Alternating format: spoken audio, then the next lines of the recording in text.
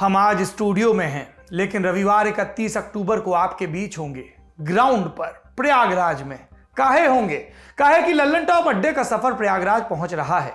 जगह होगी Anglo Bengali inter college और वक्त होगा शाम के 3-3:30 बजे का। तो आइए मिलते हैं और सुनते सुनाते हैं अपने अपने दिल की बात, अपने शहर की बात, अपने समय की बात। शिक्षा का, नौकरियों का क्या हाल है, राजनेता क्या कहते हैं, क्या करते हैं और आपके हिस्से के सवाल क्या हैं, आपकी प्रतिभाएं क्या हैं, आपके उम्मीद और आशाओं के पतवार क्या हैं, कौन है जो दावेदारी कर रहे हैं आपकी नुमाइंदगी की और कौन है जो असल में आपकी बात समझते हैं। ये सूचना यहाँ समाप्त हुई। अब आगे एक और सूचना है, फिर दुनियादारी भी आएगा, बहुत तसल्ली से आएगा। दूसरी सूचना ये है कि आप जानते हैं कि आपके दोस्त सौरभ अब इंडिया टुडे हिंदी के भी संपादक हो गए हैं मैगजीन के, और पहला अंक हमारी इस नई जिम्मेदारी के साथ आ गया है। इस अंक में कई कमाल की स्टोरीज़ हैं जो हमें पूरा भरोसा है कि आपको मथेंगे भी और कई नई जानकारियों से लैस भी करेंगी।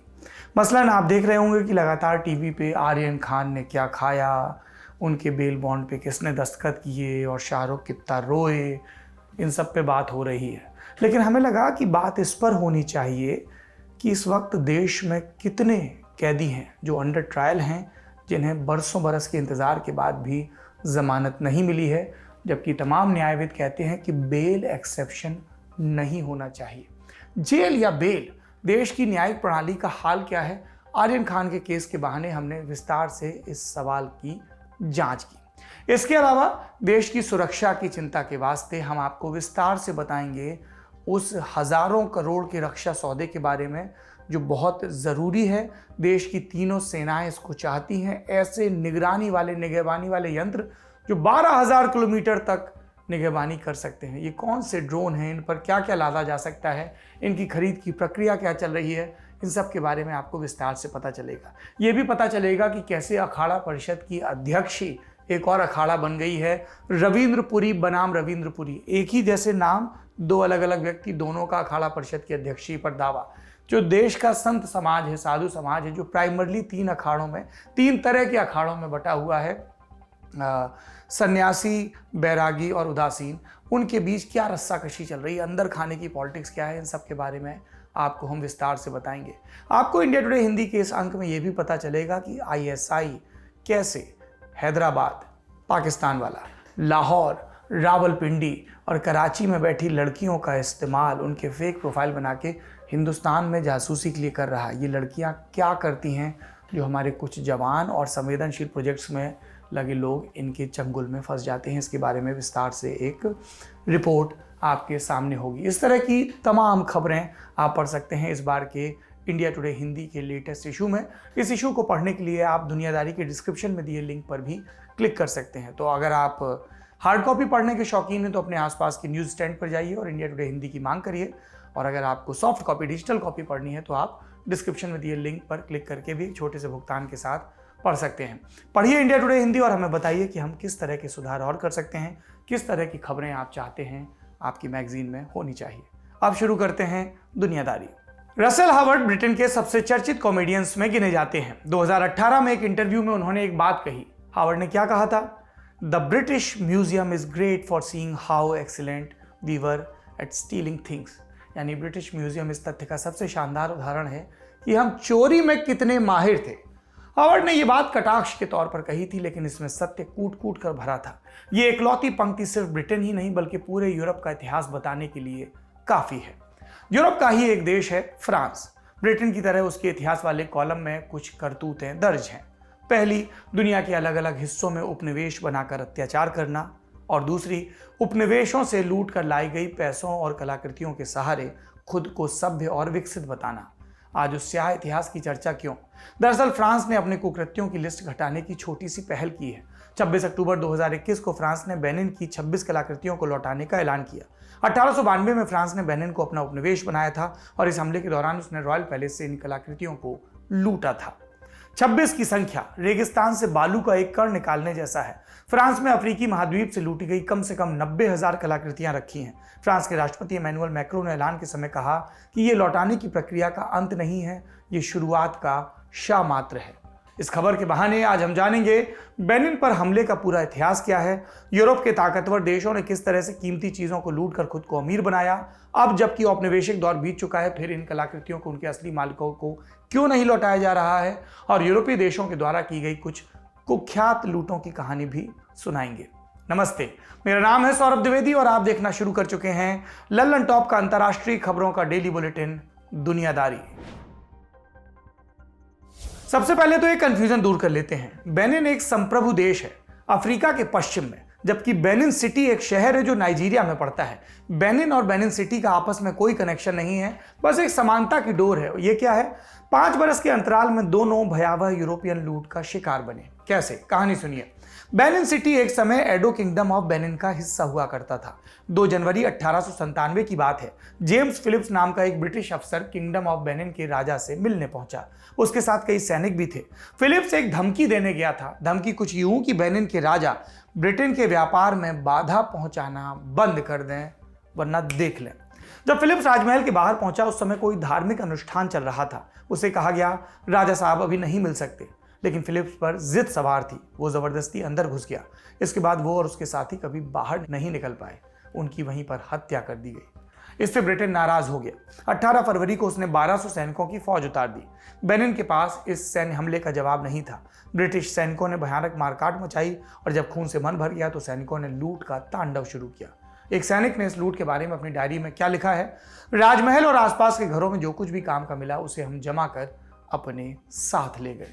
इसमें सजावटी हाथी दांत, धातु के बर्तन, आभूषण, इन सब के अलावा हजारों कलाकृतियां थीं।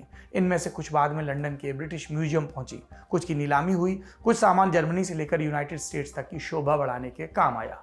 ये कलाकृतियां बेनिन की पहचान थी। वहां सदियों से कलाकार इनका निर्माण करते आए थे। इनको लूटने का मतलब था एक क्षेत्र से उसका गौरव छीन लेना। किंगडम ऑफ बेनिन ने बाद में ब्रिटेन से इन्हें लौटाने के लिए कहा, लेकिन उस मांग का कोई असर नहीं। फिर आया 1960 का साल। 1 अक्टूबर को नाइजीरिया आज़ाद हो गया और साथ में किंगडम ऑफ बेनिन भी। इसी किंगडम को अब बेनिन सिटी के नाम से जाना जाता है। ये क्षेत्रफल की दृष्टि से नाइजीरिया का चौथा सबसे बड़ा शहर है। आगे बढ़ने से पहले एक जरूरी कहानी और सुन लीजिए। साल था 1977। नाइजीरिया के लागोस में ब्लैक कल्चर और आर्ट पर एक फेस्टिवल का आयोजन तय हुआ। आयोजकों ने ब्रिटिश म्यूजियम से एक दरख्वास्त की, कहा कि हमें कुछ समय के लिए एक चीज उधार दीजिए, फेस्टिवल खत्म होते ही हम इसे लौटा देंगे। वो चीज हाथी दांत से बना एक मुखौटा था। 16वीं शताब्दी का एक आर्ट। इसे बेनिन किंगडम के राजा पहना करते थे। ब्रिटिश सैनिक 1897 के हमले में से चुरा कर ले गए थे। इस कलाकृति पर पूरा हक नाइजीरिया का था। इस मांग के आगे ब्रिटिश म्यूजियम को दरिया दिल होना चाहिए था, पर पता है उन्होंने क्या जवाब दिया? कहा कि ये बहुत नाजुक चीज है, अगर इसे नाइजीरिया ले जाया गया तो ये टूट जाएगी। ये जवाब पर्दे के आगे था। असल में ब्रिटिश म्यूजियम ने नाइजीरिया से 20 करोड़ रुपए का इंश्योरेंस मांगा था। इस घटना के बाद से नाइजीरिया के लोगों का मन खट्टा हो गया। वो आज भी ब्रिटेन से अपने गौरवशाली इतिहास का हिस्सा लौटाने की मांग कर रहे हैं। अब कहानी को वर्तमान की तरफ लाते हैं। अगस्त 2021 में जर्मनी ने बेनिन सिटी की 400 से अधिक कलाकृतियों को लौटाने का ऐलान किया था, लेकिन ब्रिटेन ने अपने कानों में रुई डाल रखी है। तो अब तक आप बेनिन सिटी की कहानी समझ गए होंगे। अब बेनिन नाम के देश का इतिहास समझते हैं। इसको 20वीं सदी की शुरुआत तक किंगडम ऑफ डहोमी कहा जाता था। राजधानी का नाम था अबूमी। इसी नाम पर किंगडम को अबूमी के नाम से भी जाना जाता था। सुधी दर्शकगण उच्चारण की अशुद्धता के लिए माफ कर सकते हैं। बेनिन का दक्षिणी सिरा समंदर से लगता है। एज ऑफ डिस्कवरी के दौरान सबसे पहले पुर्तगाली यहाँ पहुंचे थे। साल था 1473 का, लेकिन उन्होंने यहाँ ठीक से ध्यान दिया 1553 में। कालांतर में बेनिन का तट गुलामों के निर्यात का अड्डा बन गया। इस व्यापार में डच, ब्रिटिश, फ्रेंच और दूसरे व्यापारी भी शामिल थे। जिस अनुपात में गुलामों को बेनिन के तट से यूरोप के देशों में भेजा जा रहा था, उसको देखते हुए इस इलाके को दासों का किनारा भी कहा जाने लगा। फ्रांस ने डहोमी में पहली फैक्ट्री 1670 में डाली। जैसे जैसे उनका बिजनेस बढ़ा, उन्होंने नए इलाकों पर कब्जा करना भी शुरू कर दिया। फिर 1889 में डहोमी की गद्दी पर बेहिंजन राजा के तौर पर आसीन हुए। उन्होंने विदेशी विस्तारवाद को चुनौती देने का मन बनाया, पर वो फ्रांस के सामने टिक नहीं पाए। 3 बरस बाद 1892 में फ्रांस ने हमला किया और कुछ ही समय में राजा ने घुटने टेक दिए। बेहिंजन को गिरफ्तार कर निर्वासन में भेज दिया गया। फिर 1894 में फ्रांस ने डहोमी किंगडम को अपनी कॉलोनी उपनिवेश घोषित कर दिया।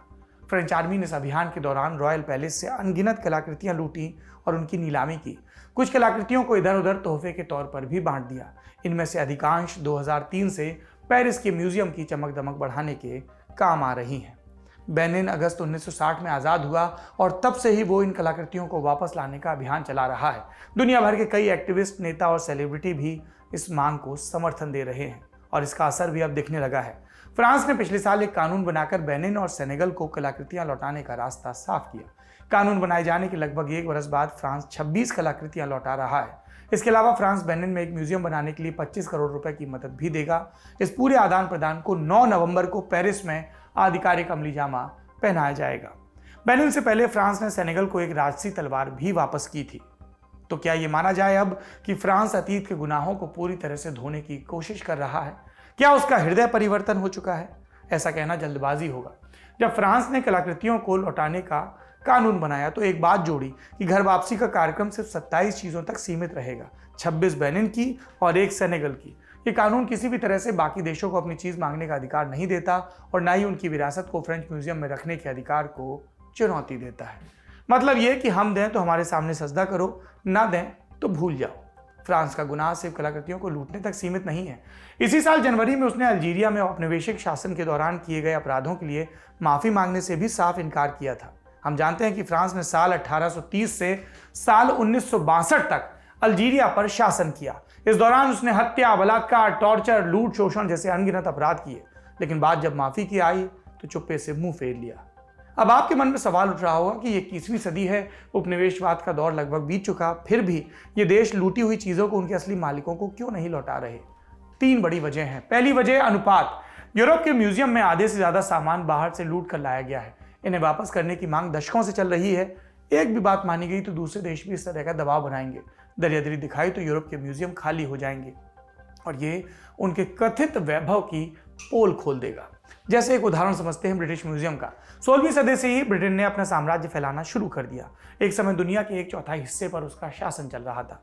ब्रिटेन इन इलाकों से बाकी चीजों के अलावा कलाकृतियां चुरा रहा था और इन्हें रखने के लिए 1753 में ब्रिटिश म्यूजियम की स्थापना की गई। जैसे जैसे वक्त का पहिया घूमा वैसे वैसे म्यूजियम का स्टॉक बढ़ा, नए नए निर्माण करने पड़े। ब्रिटिश म्यूजियम में इस समय 80 लाख से ज्यादा कलाकृतियां रखी हैं। इनमें से ज्यादातर सामान भारत, चीन, नाइजीरिया, ऑस्ट्रेलिया, इजिप्ट जैसे देशों से लूट कर लाया गया है। इन जगहों पर ब्रिटेन ने सदियों तक शासन किया। ब्रिटिश म्यूजियम इस लूट का भंडार करने के मामले का एक सटीक उदाहरण है, पर इकलौता नहीं। यूरोप के कई और देश भी इस कथित उपलब्धि के हकदार हैं। दूसरी वजह, श्रेष्ठता का दंभ। विकसित देश मानते हैं कि ऐतिहासिक कलाकृतियां उनके पास ही सुरक्षित रह सकती हैं। अफ्रीका के अधिकतर देश गरीबी और अस्थिरता का सामना कर रहे हैं। सरकार का ठिकाना नहीं, कलाकृतियों का ख्याल कौन रखेगा? इन देशों में जरूरी इंफ्रास्ट्रक्चर नहीं। ऐसे तर्क ये यूरोपियन देश खुद को देते हैं, लेकिन प्रश्न ये है कि गरीबी या प्रशासनिक समस्या को आधार बनाकर किसी की विरासत को बंधक बनाकर कैसे रखा जा सकता है? तीसरी वजह, एक तय मैकेनिज्म की कमी भी है। अब तक आप समझ चुके होंगे कि लूटने वाले अधिकतर देश आज विकास के पायदान में बहुत ऊपर हैं। वहीं पीड़ित देश या तो विकासशील हैं या अल्प विकसित। लूटी कलाकृतियों को लौटाने का पूरा दायित्व शोषक का होना चाहिए, लेकिन इस मामले में विकसित देश शोषक हैं। उन्हें पूरी विनम्रता के साथ आगे आकर इसकी जिम्मेदारी उठानी चाहिए। पर हो क्या रहा है? ब्रिटेन ने 1964 में ब्रिटिश म्यूजियम एक्ट पास किया। ये एक्ट ब्रिटिश म्यूजियम को लूटी गई चीज़ों को असली मालिक को लौटाने से रोकता है। ये म्यूजियम एक अजीब किस्म का पेच भी फंसाते हैं। कहते हैं कि इस बात की जांच की जाएगी कि सामान सच में लूटा गया या सहमति से सौंपा गया। अगर लूट वाली बात सही साबित हुई तो लौटाने के बारे में विचार किया जाएगा। सवाल यह है कि दूसरों का इतिहास लूटने वालों को अपना इतिहास तक नहीं मालूम तो ये विडंबना नहीं तो और क्या है? अब कुछ चर्चित लूटों की कहानी भी जान लेते हैं। पहली घटना साल 1868 की है। मगदला के मैदान में ब्रिटेन और इथियोपिया के बीच लड़ाई हुई। ब्रिटेन जीत गया। गिरफ्तार किए जाने के डर से टेवोड्रोस द्वितीय ने आत्महत्या कर ली। राजा थे इथियोपिया के। इसके बाद ब्रिटिश आर्मी ने राजमहल को लूट लिया। इसमें अनोखी कलाकृतियां और ऐतिहासिक पांडुलिपियां शामिल थी। ब्रिटेन दावा करता है कि उसके सैनिकों को इथियोपियाई सम्राट ने बंदी बना लिया था। उसकी सेना तो बस उन्हें छुड़ाने के लिए गई थी, पर सत्य यह है कि ब्रिटिश सैनिक लूट की तैयारी के साथ गए। ब्रिटिश म्यूजियम के डायरेक्टर ने सेना अभियान से पहले ही इथियोपिया से आने वाली चीज़ों को रखने के लिए तैयारी शुरू कर दी थी। ब्रिटेन समारोह मनाकर इनकी प्रदर्शनी आयोजित करता है, लेकिन बात जब इनको लौटाने की आती है तो कहता है हम रहते कहाँ हैं। दूसरी घटना पेरू से है। 1911 में अमेरिका के गवर्नर ने माचू पिच्चू की पहाड़ियों में खुदाई शुरू की। उन्हें इंसानी कंकालों के अलावा बहुत सारी कलाकृतियां मिली। जनाब सारा सामान चुपके से उठाकर अमेरिका ले गए। इसमें से बहुत सारा सामान येल यूनिवर्सिटी भी पहुंच गया स्टडी के लिए। पेरू लंबे समय से इन्हें लौटाने की गुहार लगा रहा है, लेकिन कुछ नहीं हुआ। 2008 में पेरू ने अमेरिका की एक अदालत में मुकदमा भी दायर किया। येल ने इसके बावजूद कोई दिलचस्पी नहीं दिखाई। फिर पेरू के राष्ट्रपति ने तत्कालीन अमेरिकी राष्ट्रपति बराक ओबामा और पोप से मदद मांगी, तब जाकर दोनों पक्षों में समझौता हुआ। वो सभी कलाकृतियां पेरू को लौटाई गईं और उन्हें रखने के लिए एक म्यूजियम बनाने पर भी सहमति बनी। इसके अलावा भारत के कोहिनूर को लेकर भी बहस चलती ही रहती है, कई बार बात हो चुकी है। ऑस्ट्रेलिया की बात करें तो इसके मूल निवासियों से लूटे गए 32,000 सामान ब्रिटेन म्यूजियम में रखे हैं। कहानियां और भी हैं, उनकी चर्चा फिर कभी। म्यूजियम का हिंदी में मतलब होता है अजायब घर। अजायब माने अद्भुत, ऐसी जगह जहां अजूबी चीज़ों का कलेक्शन हो। एक आदर्श म्यूजियम संबंधित देश के अद्वितीय इतिहास, विरासत, संस्कृति का पोस्टर प्लेस होगा। यूरोप के अधिकतर म्यूजियम्स का दायरा वैश्विक है, लेकिन उसमें लूट वाला पक्ष सारे अनोखेपन को गौड़ कर देता है। आज का दुनियादारी यहीं पर खत्म होता है। उम्मीद है कि अगले हफ्ते फिर मुलाकात होगी। इसी उम्मीद के साथ विदा लेते हैं। शुक्रिया, शुभ रात्रि।